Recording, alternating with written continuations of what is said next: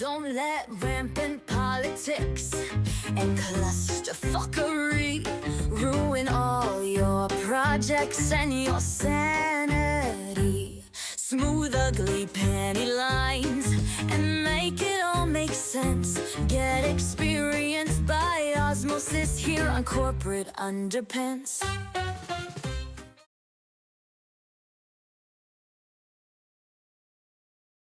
Hello, everybody. Welcome to Corporate Underpants.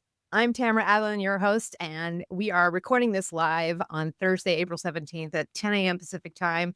I'm here in Seattle, and it's a beautiful, sunny kind of day that makes people move here, and then they are shocked when the unicloud appears sometime in the fall and doesn't leave for months on end. But today is a great day, and I'm really excited to have our guests. For those of you new to Corporate Underpants, this is all about the crazy stuff that gets in the way of us launching great products. And it isn't where we think it is. It isn't really in our processes or us getting better at our jobs necessarily. It's in the problem of alignment. In my opinion, it's a problem of misalignment in organizations causing absolute chaos, which shows up in our products like visible panty lines ruining a whole outfit. It's the idea of launching your org structure and all the communication problems that go with that, which is also called Conway's Law.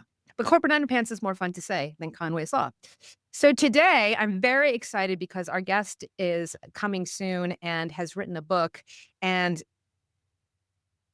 I think there's a lot of interesting ways to combine the way that he thinks about things and the way that I think about things and the way we've gone about trying to solve, I think, the same problems that we've all been experiencing. And if you're in a position where you're trying to become more senior in your role in product, in management, in design, or whatever, all of these skills, these things beyond what we typically learn, are things that are going to help you. And they may not be skills that you thought you would need originally. So without further ado, I am going to bring to the stage David J. Bland, ladies and gentlemen. Hello, David. How are you? Hello. Thanks so much for having me. Oh, I'm so excited to have you. We realized when we first met that we have the same actually color walls, this deep purple walls. And we're also hoping that we'll hear from your 2 5-month-old puppies that you just got. Yes, they're a little yappy, but they are running around outside. So hopefully we won't hear them too much over what we're talking about. But yeah, we may hear puppies come through. Let's happy chaos into your life. So David, you are the author of this, and you can see that it's a well-worn copy of Testing Business Ideas, which is a gorgeous book. And when you first look at it, when you get it, you're like, oh my God, this is a long book that I have to read. But when you get into it, you realize that it's really more of an at your fingertips resource manual with tons of very short, tight, actionable suggestions for how to actually do things. Talk to me about writing that. Oh, it was quite a journey. It was the first finished book anyway. I could say I have a bunch of unfinished books hanging out in Dropbox files that I tried in the past. And my co-author, Alex Osterwalder, who's very well known, created the business model canvas and founder strategizer, approached me because we had been collaborating and said, hey, we should write a book on this testing stuff because we're seeing teams run into the same problems over and over again. And didn't have to convince me very hard to do. And what we realized was there's like a list of stuff on the internet. And so people they weren't lacking lists of stuff. It was more of how do I choose?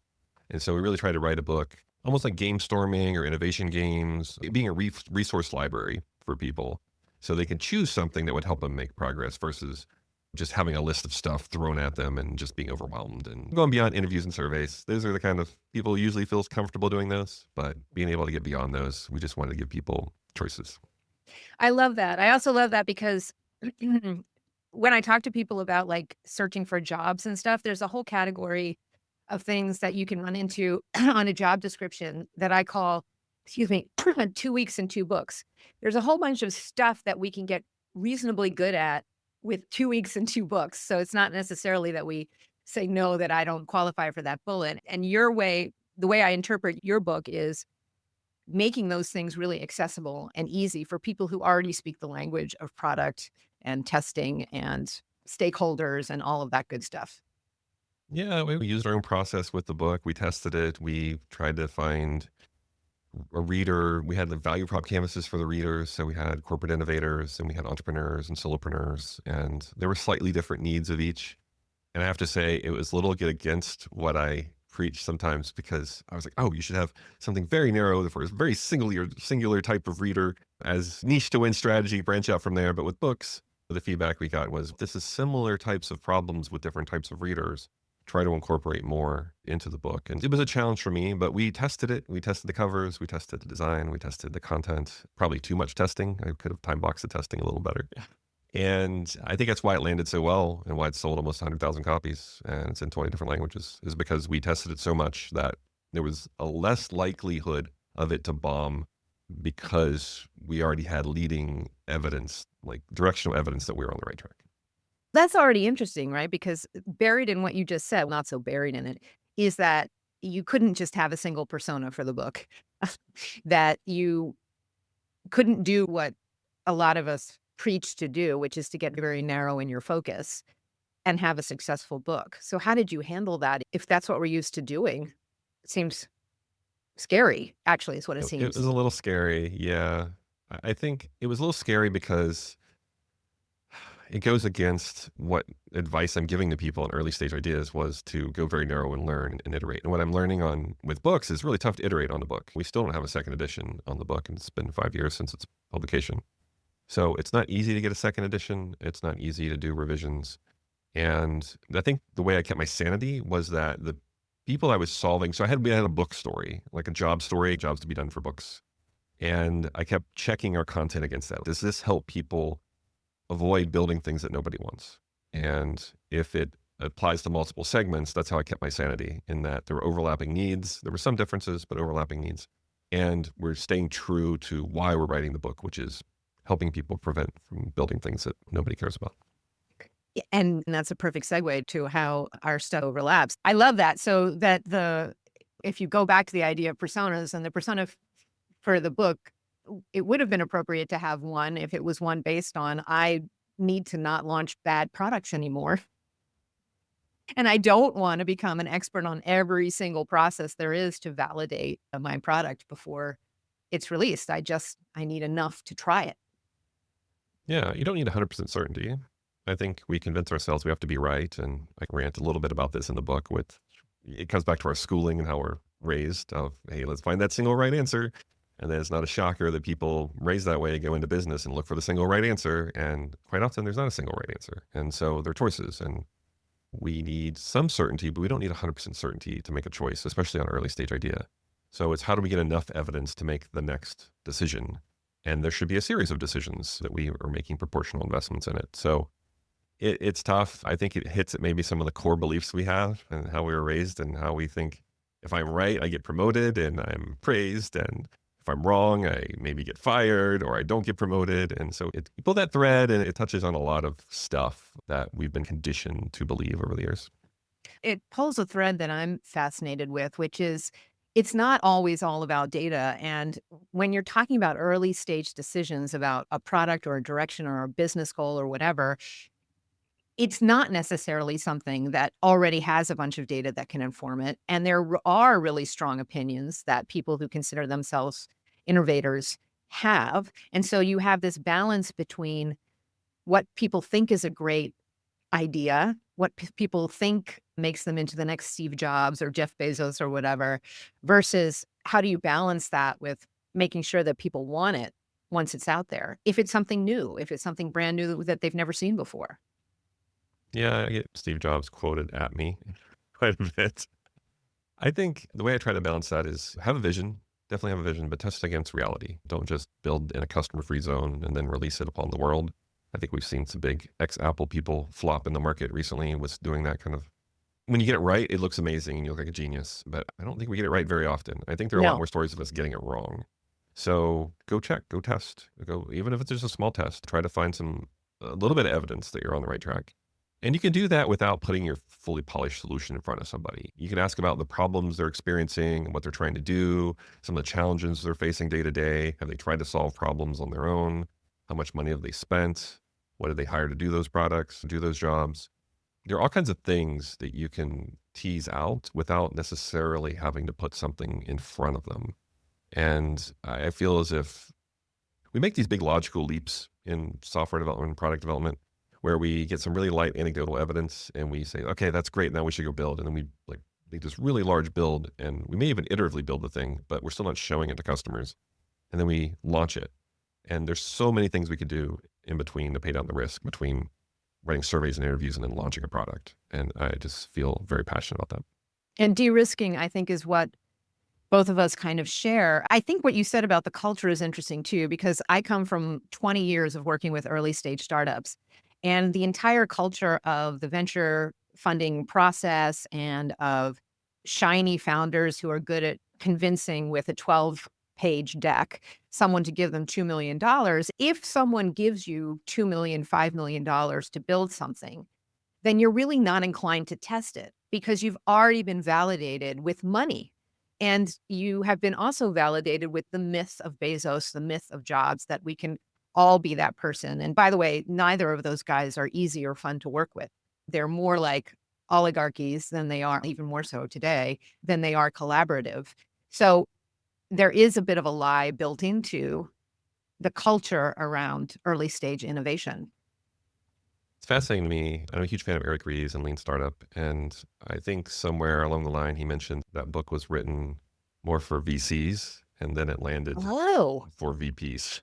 So real? I feel if you read that book from an investment point of view, and you really bought into it, you would literally change the way you do investments. You wouldn't give $2 million to people to show you 12 slides, and now it has AI in the slide and whatever, and there's no customer validation whatsoever.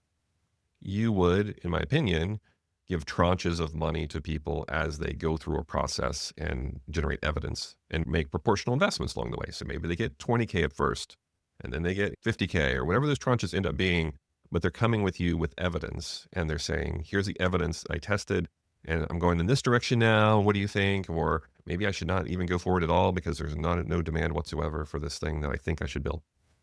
And I think it was rejected in part from the VC community, in my opinion. Now, again, I don't want to speak on behalf of Eric, but I feel as if I didn't see a lot of behavior change in investors. There are a few that will do like a, hey, I want to see some traction, and we go through this process, but I still see a lot of money, and the pushback I get from investors is, why would I make somebody do all this work and give them tranches of money and make it more complicated when this other investor is just going to give them 2 million and I'm going to lose it? That's right. And so the culture, I'd like to think we've made progress, and maybe a little bit of progress, and I've worked at 3 early stage startups, is people aren't incentivized. Like you said, they're not incentivized to go test. They're given money to build. And I would almost argue that, even some of that's probably the real estate they have for their office is more valuable in Silicon Valley than the actual company that they're building. So I'm a little annoyed. I'm not sure what's holding us back. I think it's somewhat cultural, but I do think until the behavior from investors change, you're not going to see startups behave differently because they're trying to get the funding to make their thing happen.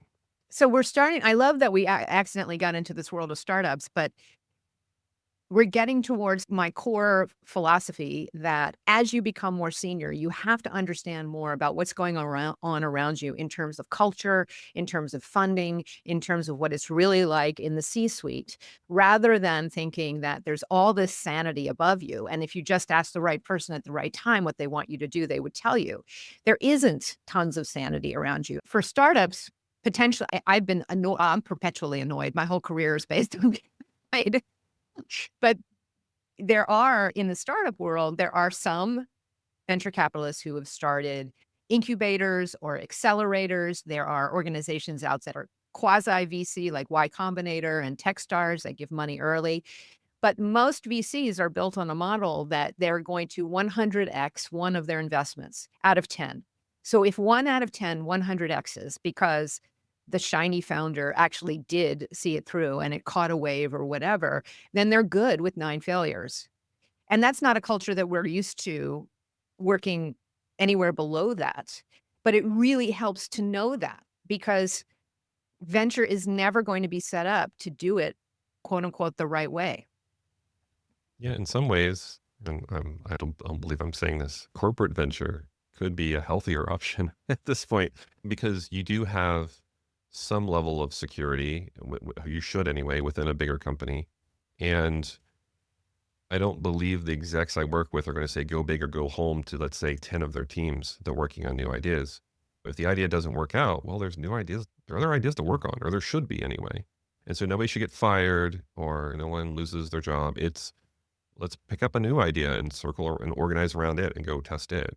And so I do think corporate ventures and the way we fund innovation and new product development inside corporations in some ways can take inspiration from venture capital, but at the same time, make it at a healthier environment where as a startup, like you said, you don't know that they've also invested in 15 other startups and they're telling them all go big or go home, each one, knowing Right. that they only need one to make it. And I do think is less likelihood of that inside big companies, or I'd like to think there is. And you can almost take a metered funding approach where this blends really well into my book because we say, hey, go test and learn, present your evidence, and then we either pivot, persevere, or kill that based on what our evidence is and a strategic decision with our stakeholders. Yeah. It's a little more open. It's a little more, let's be transparent on how we're making these decisions. We know what the other teams are working on as well, usually. And so I just feel as if when done well, it doesn't have to be this, let's put all these different startups against each other. Let's put all these teams against each other. Except that it does, because that's the culture of venture, right? So it keeps coming back to it is what it is in many cases. Like I think, and Pavitra says, one of our listeners, I'm working on a fashion tech product and will soon look to raise funding. Being a UX designer, this is a great insight for me. And thanks for saying that, Pavitra. Yeah, it's the reality of what it takes to go out there and get money and get support is way different than what we think. We think that if we follow all the rules of great product, then obviously we should get funding and we should get the support we need. The other thing that's weird about VC funding is that I believe that a lot of early stage startups need really senior level help if they're going to skip a lot of the known hurdles or known tar pits that exists in product. And the problem with that is that those people are then expensive consultants like me or like you or whoever so then the funded group should really be spending kind of significant money on getting help from senior advisors, but that doesn't really work either because it doesn't really make sense to spend. Anyway, the whole thing is a little wackadoo when you look at it closely, and it is still built around shininess and the ability to sell things. And that's why we also hear just as much about founders being indicted for fraud as we do about successes. Yeah, Forbes 30 under 30 isn't seeing a good run. I think this might be controversial. So, Good. even though my name is Bland, I guess I have spicy takes. So I think that if you follow this process of I'm going to iterate and learn and test and learn and get traction and understand the real market size of my opportunity versus just what I put on a slide that sounds good, you may actually be less attractive to investors. Wow. Because they will look at you and say, well, that market isn't as big as I thought it would be, or you're not going to be as big as I thought you would be. I'm going to pass. And it's almost as if you didn't do any of that work and you created a really polished slide deck and you had some friends at Stanford, then you're going to get the funding. You absolutely are. If you have it's a bizarre really to me. exciting total addressable market slide. Like these slides are all it's a template. It always is. And they always want to see the same thing. And so I agree with you. If you showed results from a small experiment, it probably would count against you because then you are encouraging the VCs to notice something good on a very small scale. And that's not what they're interested in. Yeah. Sometimes I used to watch the show Silicon Valley a lot and it just hit too close to home because Yeah. there is an episode where no, we're pre-money and we're pre-revenue, and that makes you a pure play, and it's just hit too close to home with how I see. Now, I'm not saying all investors are that way. There are some investors that would gladly invest in you because of what you're doing, and you're probably going to get a different level of investment based on it. But I would say in the majority, and I could be wrong, you are actually less attractive because the upside isn't as big as if you just made it up. That's so interesting to me. When we got on early, we were chatting a little bit and we were chatting about, oh God, I just lost it. Oh, I'm sorry. I just lost it. Let's see. What were we chatting about? We were chatting about puppies. We were chatting also about puppies. chatting about strategy. Oh, and- yes. and We were other things talking like that. about strategy. Tell me what you said about strategy. It feels very waterfall to me still. And I'm a little puzzled by this. And if any of you are watching and you have comments on this, please let us know because I feel as if we've made lots of headway in the last 15, 20 years of getting teams to think iteratively, iterate through the problem, iterate through the solution. We have practices around this. And yet they're waterfalled out a strategy that doesn't really fit into that way of working. And I still hear the term strat planning thrown out a lot, which I think is an oxymoron, but we can talk about that. It feels as if we still don't know what strategy is. And we've worked out the hard stuff with the teams. And now we're puzzled why this hasn't had an impact on the organization as a whole. And I think it's in part because we're still not sure how strategy aligns to this way of working and what strategy even means. I don't think we know what Yeah. strategy means. It's one of those things where it's politically a bad idea to raise your hand in any organization at any level and say, what does strategy mean? But we all feel like we missed that day in class, right? It, yeah. And so there's organization. I talked about Amazon just because I worked for them like a million years ago. There's like these big strategy, like OP1, which is this huge, ginormous process at the beginning of the year. And my philosophy about that is that, sure, you can get clarity for an instant, a moment across an organization that big, but anytime more than one senior level person is in a room together, something shifts and no one writes it down, which means that the clarity is obsolete the second there's a meeting after the clarity is created, right? And that clarity is never at the level that's going to help you figure out where to put the button on the page. So there's this weird myth that strategy is like this cloud layer that's above us that we can't really get to, but it completely impacts us. Yeah, it does. And it almost reminds me of when I first met my co-author, Alex, and we were talking about what's a business model. When it's how a business creates, captures, and delivers value. It feels similar because we would mix up business model and business plan, and people are like, "Oh, we have a 5-year business model." And I say, "No, that's your plan, right?" Or we have a business case. No, that's slightly different. And so I think we're talking past each other maybe a little bit here. And with strategy, I don't know. I like Roger Martin's definition of it's a series of integrated choices, and I think that's pretty clear. Although obviously it sounds easier than said than done. But it just feels to me that it's still disconnected a bit. And I think we're trying to solve it with OKRs and we're trying to solve it with other things, but I don't know if we've quite solved it yet because I'll go into organizations and I will talk about how we're extracting assumptions and running tests. And at the same time, I'll have a board ask me, but how does that help us test our strategy? And there's some language barrier that we're not quite crossing here, or something about strategy that it's not quite clicking. So this is where people who know me know that I have a really pretty strong theory on this, which is that there is so much misalignment at the executive level that is not recognized and certainly not resolved, that strategy can't be a solid definition of anything. Because to me, at least, at the very least, strategy has to mean a bunch of people who are decision makers are in line and agree on something that is very clear and clear enough to communicate to the people who are actually in the trenches doing the work.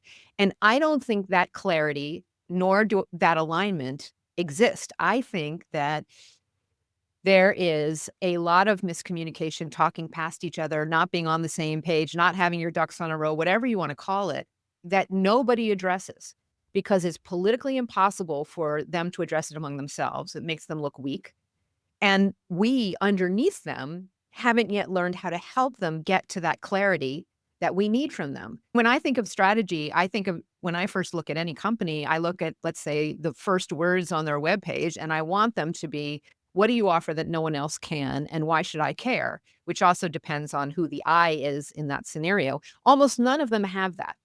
Almost none of them have the clarity to say, this is what we're doing that's unique and different. Basically, that's plain English for value proposition and differentiator, because they're too afraid to narrow in. And so they've built something that they're trying to make for everybody, right? And so they've built something for no one. They don't achieve what you achieved in your book, was building something that is relevant across different roles for the same goal, which is I want to validate my software before I release it, and I don't have time to take a class on all these methods. Your book is successful there. Most companies are not. They just are scattershot and have a bunch of features that are on there because they're shiny or they're chasing their competitors or whatever. It's interesting. I think it comes out in different ways. So I'll do something like we'll do a business model canvas for the company at the C-suite level. And I had this situation with a company in San Francisco where the chief marketing officer and the VP of product didn't agree on the customer segment. Yep. That was news to me. I didn't know that until we started facilitating the exercise. And I realized, wait, we don't even agree who our customer is. So imagine the dysfunction that drives an entire organization when you can't get alignment at the exec level. And this is why whole departments have a hard time collaborating. We say cross-functional teams and we're all in this together. But if you don't have alignment at the C-suite or at the board level, what tends to happen is that trickles down and then they're given very different directions and they can't agree on things. And it's not always obvious because I come in as a third party, right? I'm trying to observe and understand what's going on and what diagnose and help them make progress and pay down their risk. Usually what I'm trying to help is pay down your risk, make good investment decisions. You probably have a bunch of zombie projects you should kill. You have some other things you should invest more in. There's other things you should pivot in different direction. And I don't know all this misalignment, and it certainly doesn't come out in the earlier conversations I have with companies. And so I almost have to uncover it as I get in there, and it just pops up in different ways through me facilitating different exercises, it seems. The confusion has to trickle downhill. It's not that it's likely to, it has to trickle downhill because how can anybody be sure if the execs aren't? I think this actually would make the two of us a killer team as consultants into bigger companies because I'm all about uncovering and helping them show themselves that they're misaligned through this 5 conversation approach, resolve it before they start approaching hard questions about where they're putting their money, because those questions become a lot easier. And I love what you just said, which is you were hired to come in and very quickly uncovered something that you didn't expect, which is that the VP of marketing and I product totally disagreed on who they were going after. That's so first of all, that's so personally validating that I have to say thank you. You got that story. But I think that's everywhere. I think it's everywhere. Like what people could do in their own organizations is just ask around who are our top 3 most important users or customers and jot down the answers. Not to get anybody in trouble, but to be able to create a document without names on it that shows everyone that we're not aligned on this. So Yeah. you have all these ways of de-risking the launch of something, and I have this way of de-risking the internal communication, and making sure that the hypothesis that is in the minds of all the execs is the same hypothesis. And then you're all about being able to test hypotheses um, in a sort of doable way with actual customers. Yeah. And what's fascinating to me is a lot of these companies I'm dealing with are some of the best in the world at testing with their own customers. Like they have these elaborate testing platforms. They bring them in, they co-create with them. They talk to them every week. They have this amazing connection with customers and it's all external. And so internally, they don't use any of those techniques. It wouldn't cross their mind to say, I'm building a dashboard for a different group and I should probably go ask them what's the job to be done behind this dashboard. No, it's transactional. They said that I needed a dashboard. I built a dashboard and I'm puzzled by this. And I think it might be a cultural thing where it's just so much harder for us to use these techniques with ourselves. And it's almost easier to say, no, let's just focus on the customer. We'll test there. But when it comes internally, it still feels very transactional to me in a lot of different companies. Yeah, and this is where my Greek gods analogy comes in, right? So if you look at the myths of the Greek gods, when they fight, it causes storms and tornadoes and hurricanes and earthquakes down on mere mortals, right? But the mortals can't really impact what the gods do because the gods are acting like petulant toddlers arguing with each other. And we have what we do when tornadoes come through, we're still just so focused on what we're doing in the mortal world that we feel like we just tweak and tweak and tweak. And meanwhile, if a tornado comes through, it demolishes everything. And we're like, whoa, tornado. And a tornado could be a shift in strategy midstream. It could be that a competitor comes out with something and suddenly the CEO decides to change direction. It could be that last week we were a blockchain company and this week we have to be an AI company. I think that we can help the Greek gods be a little bit more chaotic. So that's the way I define this cultural thing in my head, is that we can serve the chaos and calm it a little bit that's going on above us if we do it extremely carefully. And we are understanding that the real cultural environment that they're in, right? Where there's disagreements, there's empire building, there's people who can't stand each other, there's people who are sycophants. How do we help them give us what we need, the clarity that we need, which is exactly what are we building? Who are we building for? Why should they care? And how will we know that it's a success? They Yeah, can't give us that. and what I've understood just working with many different companies over the years is the hierarchy as a chart doesn't always reflect influence. And you think it would, you would think, oh, the CTO influences the VP of engineering, who influences the senior director. What I've noticed in reality is if you mapped all that out visually, you would see, oh, you know what? The CTO went to high school with the VP of marketing, or all these different sort of connections. And what you start to understand is that whole hierarchy doesn't necessarily hold up when it comes to influence. Yeah, it's a construct that we've probably carried over too much from the industrial era, but it's there and it's there on paper. But in reality, the influence and how people influence each other is very personal. And I do think, I know I'm half jokingly talking about how people are disagreeing and stuff, but having a lot of empathy for each other inside the org, I feel like we try to have empathy for our customers and we try to get voice of the customer, and we have many tools for that. And I think that's where your expertise really shines, is that there is a gap between the way we view our customers and we're trying to give them joy and create value and also make money at the same time and all that.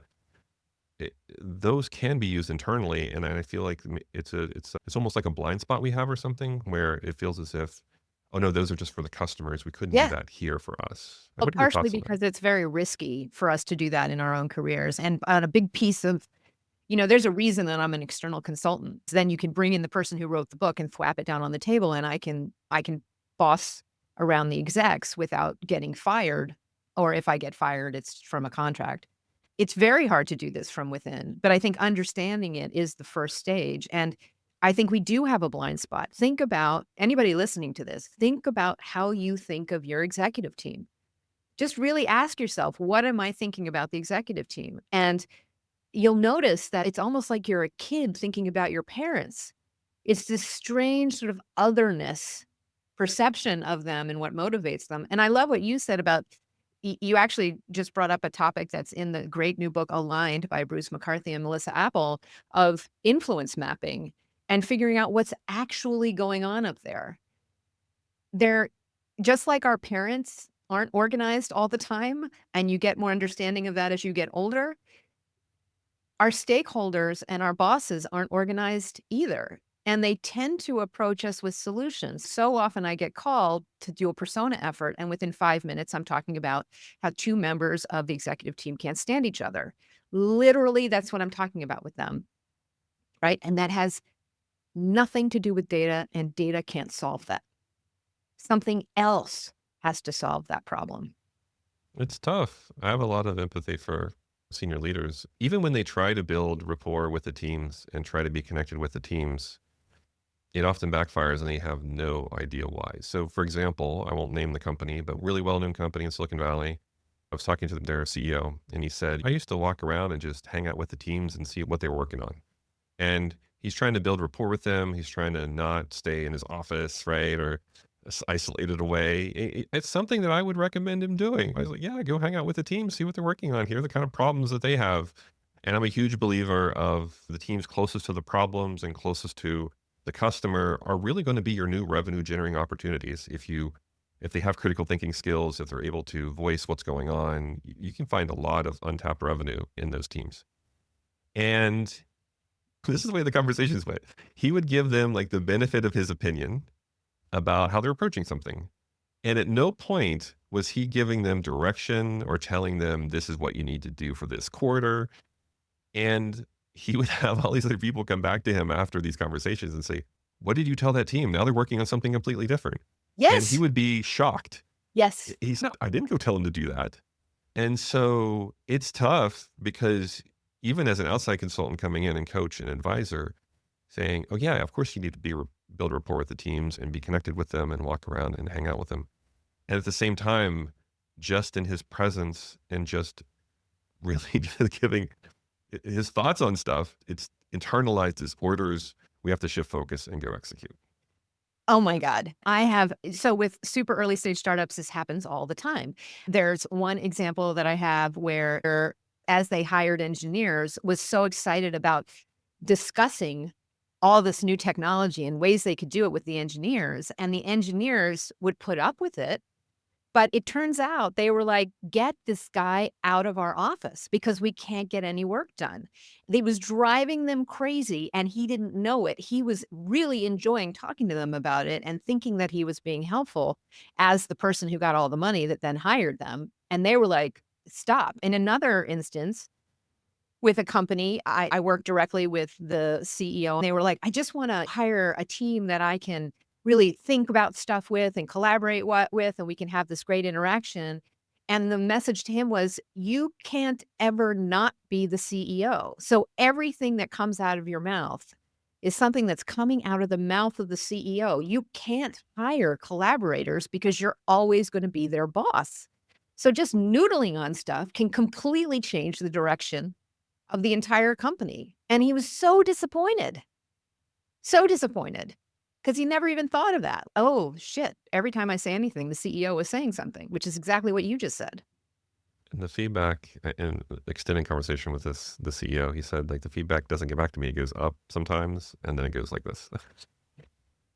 And so, So you like, made a swirling sometimes, motion with your finger. So yeah, so it's kind of, sometimes they need external, even CEOs need coaching, right? And people that are external, they can observe and say, hey, do you see how the team behaved after you said this? Or can you see how this did this? And they don't always receive that feedback from their org because they don't want to give the feedback to the CEO.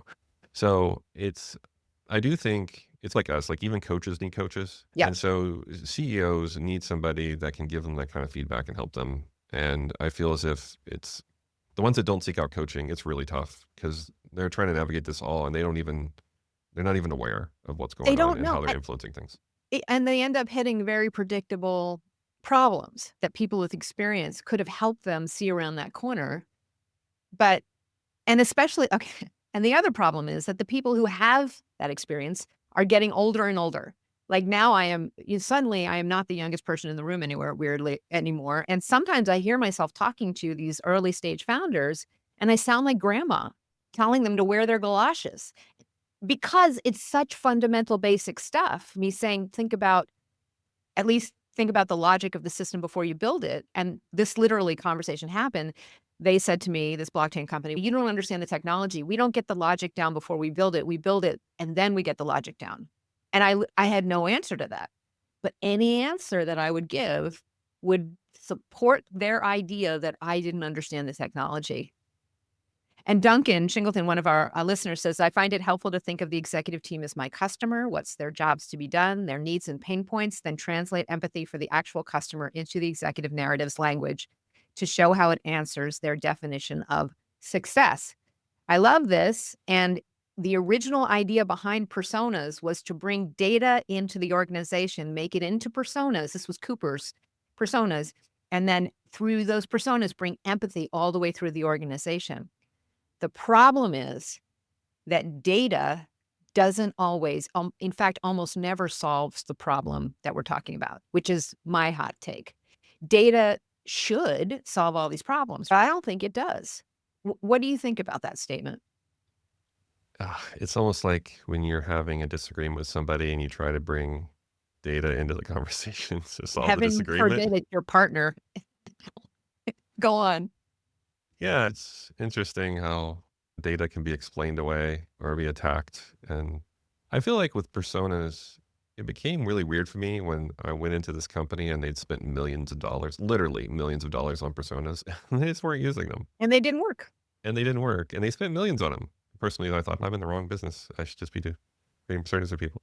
But like it has to be actionable in some way. They have to be able to connect the dots. And I think that's something we could do better. I don't know about you, but I could certainly do better at connecting dots for people because I connect them in my head and then move the conversation forward. And then I realize, oh, wait, the person I'm talking to did not connect these dots. So I'm trying to do a better job of just slowing down and just really connecting things in like a big animal picture kind of way. So I don't necessarily leave people behind. because you're right. We're not the youngest people in the room anymore. And it's also, I think sometimes we make assumptions that, oh, obviously they see the connections here and let's move forward. And that isn't the case. No. And so that's why my own process has evolved. I wrote 2 books on creating data-driven personas, and really since 2005 when I went out on my own, I haven't done them. Instead, I've done this, what I first called ad hoc personas and then called alignment personas, because I realized that the problem was something else. Now in history is if we don't realize that data is easy to not listen to now, I don't we're living under a rock. But data also doesn't solve the problem that the marketing VP and the tech VP don't like each other. It just doesn't solve it, right? And so anytime you bring in data in any form, it's way too easy to wiggle around it and say, I don't like the way you collected it, or say that the market has changed in the past month and your data was finished the month before. It's way easy to get around quote unquote hard facts. So untangling the conversations, and that's why with alignment personas, I'm always like, they're hypotheses and you can go out and validate or invalidate whether they exist, but they also end up being so fundamental and about the fundamental use of the product. Like Nancy newbie who is new to this bank versus someone who isn't new to the bank and is big into saving, or somebody who's in trouble and needs some help financially. They're so obvious once they create them together. And you can look at then at the product and say, wow, we really suck for anybody who's brand new. It's just really interesting that then when they have that focus together, when they're able to take on the perspective of a user successfully together and agree on it, there's so much we can do to improve our products. We just have to get them to let us.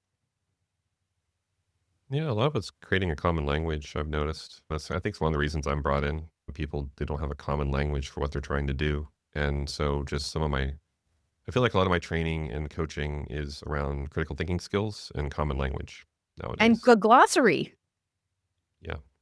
I mean, some of the quotes I pulled out from my last couple interviews are like the power of creating. It's as fundamental as that people are not defining words the same way. Melissa brought up a story from one of her past companies where she had them define the word data.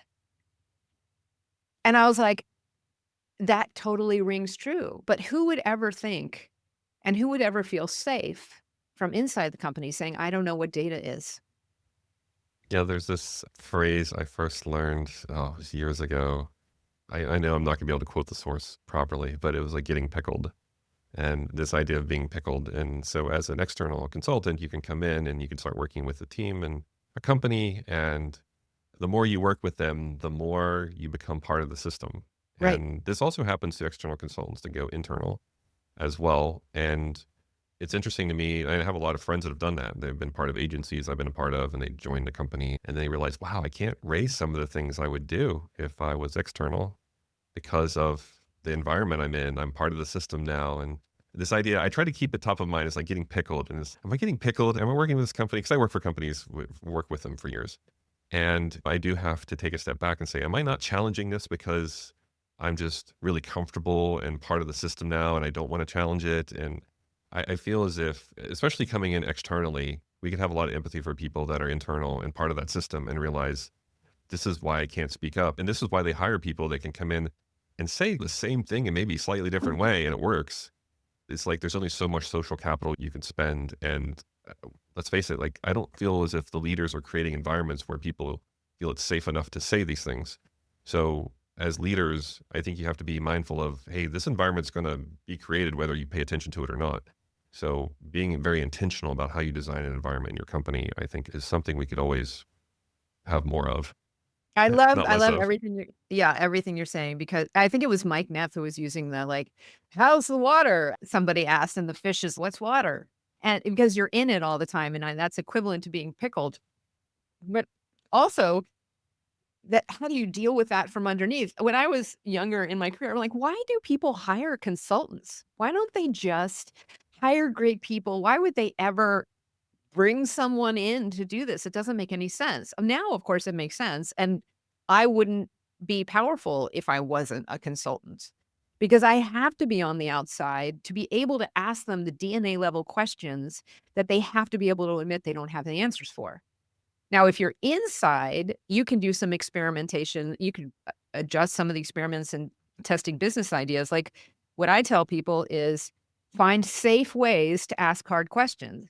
Send your boss an email that says, I think what I'm hearing is that our most important goal is to increase X by Y within 10 months. But we're also working on decreasing A to B within 5 months.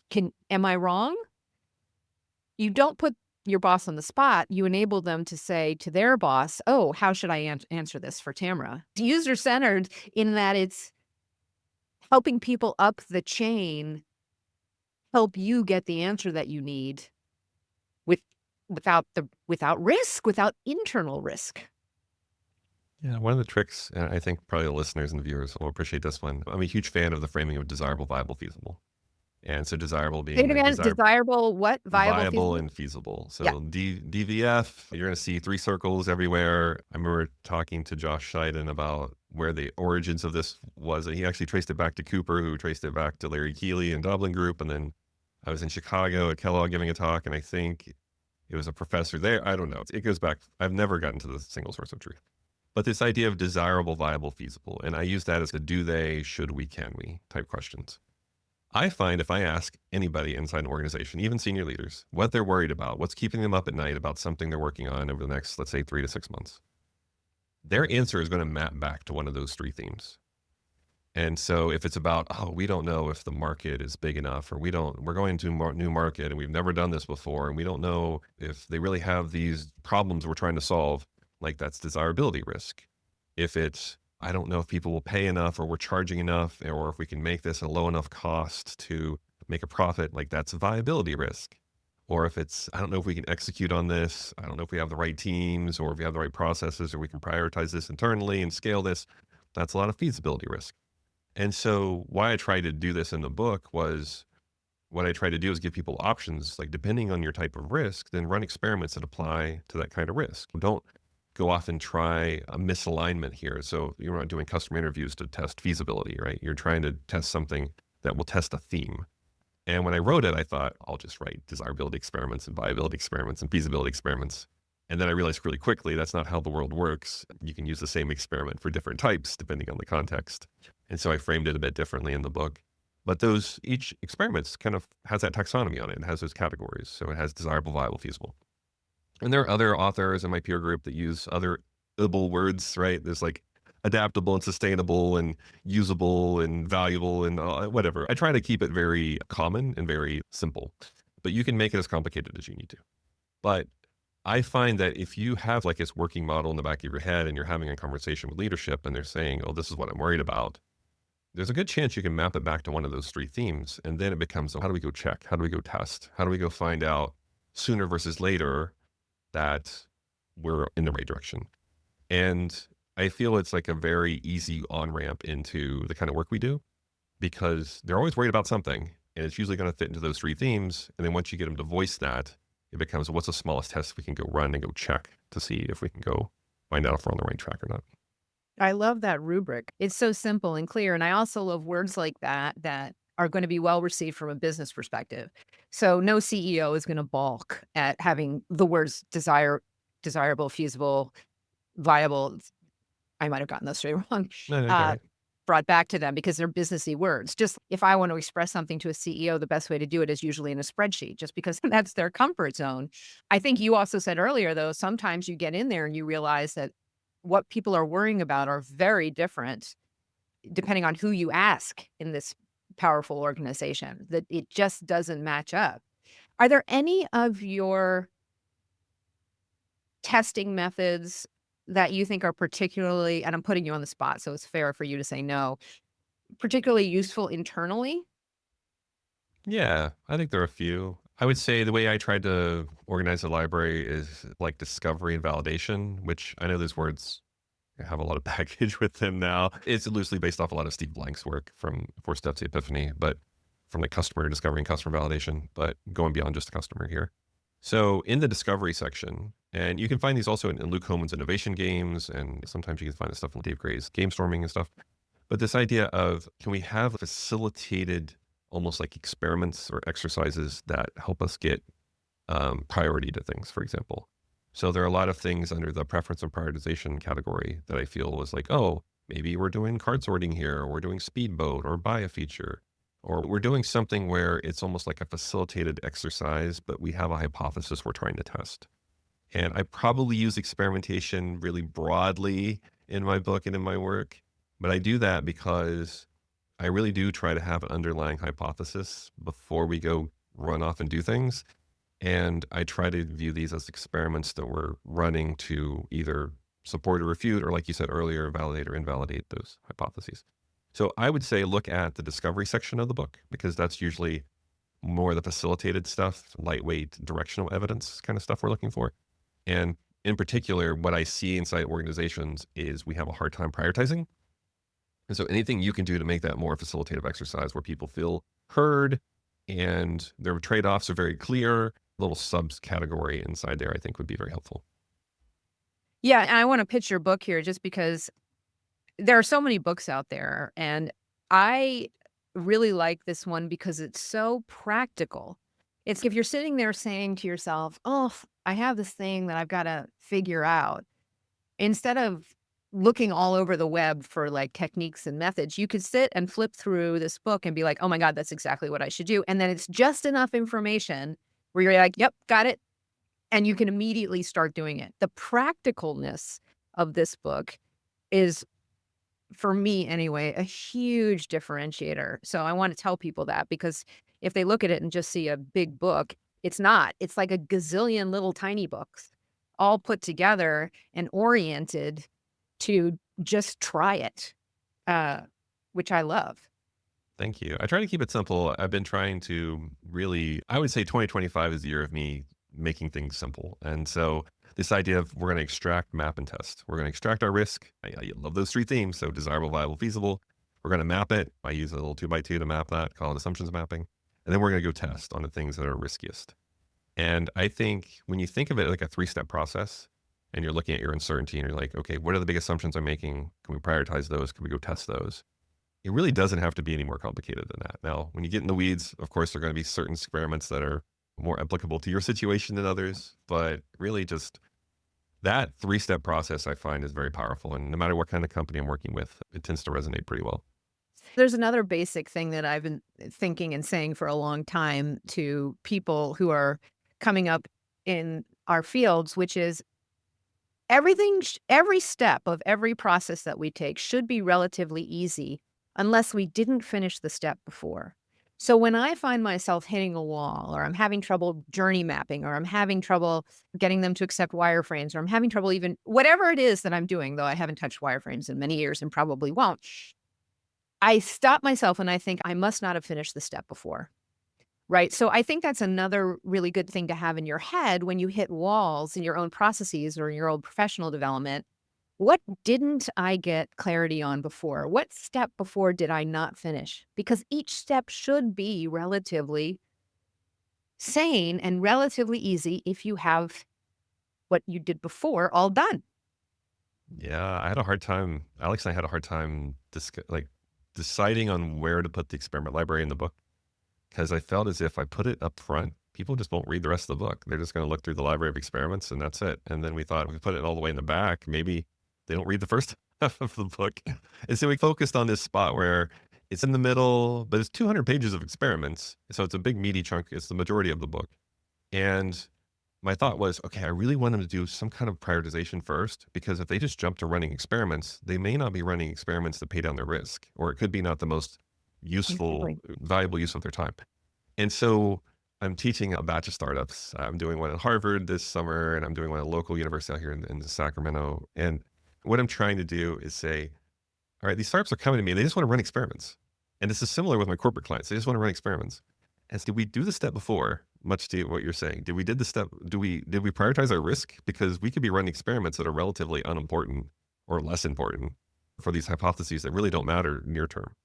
And that has been a big aha moment for me in my work. Is I would get people excited about experiments, and we would just run experiments, and I realized, wait, we're not running experiments that are actually addressing our risk here.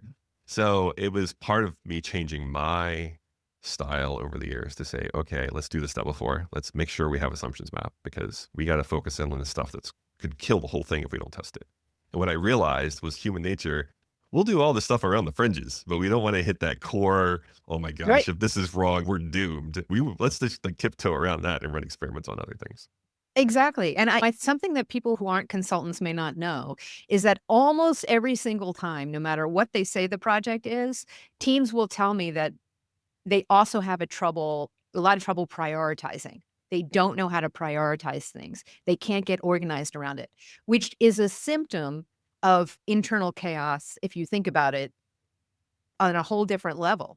Because if you're not clear enough on what you're doing to even say this feature or this functionality would be more important than the other, then you don't know what you're building and you don't know who you're building it for. Yeah, I think this is one of the maybe weird symptoms of the whole agile movement because we gave teams the ability to shift direction really quickly and build iteratively and all that. And then it's like someone took the steering wheel and they're just yanking it back and forth, and teams are just Yeah. zigzagging everywhere. Yeah, it's similar to why I got pulled into my work because we were just iteratively build things that nobody cares about. And I was like, wait a second, let's do some more work upstream. And that's how I got pulled upstream into lean startup and design thinking and stuff. And That's so it. now Yes. I'm like, what are we doing? It comes back to strategy and alignment, and we can be as agile and nimble as we want as an org, but if we don't have a direction, we're just steering it all over the place, and it's Agile gave us problematic. permission to be chaotic. Yeah, but ideally, we have somebody driving the strategy and the direction in a way that is like what we agreed upon. Now we're full circle back to the problem of what is anyway. I love everything about this. I want to be conscious of your time. This has been a fascinating hour for me. And thank you so much for sharing all this. And your own podcast is How I Tested That. Yeah, Is it's that called How I Tested That, and what I do is I just interview people that have really interesting testing stories of, "Hey, I tried this kind of business in it, and these are kind of experiments I did along the way. Some worked, some didn't." We don't really focus on an industry or anything. It's just if you have a testing idea or some testing story that you wanna share that we think people get value out of, then we interview you. Thank you so much. And it's been really validating for me and probably some of our listeners too that yes, there really is a mess that is impacting you, that is at a different level than you're operating with. And whatever tools you can get your hands on, and David gives tons of them in the testing business idea books or some alignment projects, may help you start to deal with that chaos. And with that, I will say thank you so much, David. Thank you, everybody, for listening. And tune in for another episode of Corporate Underpants coming soon to Underpants near you. Bye, everybody.